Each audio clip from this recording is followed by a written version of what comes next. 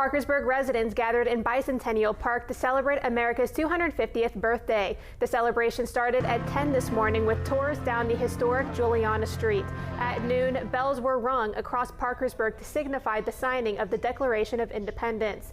Following the bell ringing, a cannon was fired from Fort Borman Park. Mayor Tom Joyce gave a welcoming speech where he honored local veterans and thanked everyone who had a part in helping Parkersburg residents celebrate this weekend. Following the speech, actors portraying John Hancock and Thomas Jefferson read the Declaration of Independence. Everyone in attendance also had the chance to sign the Declaration of Independence propped beside the stage.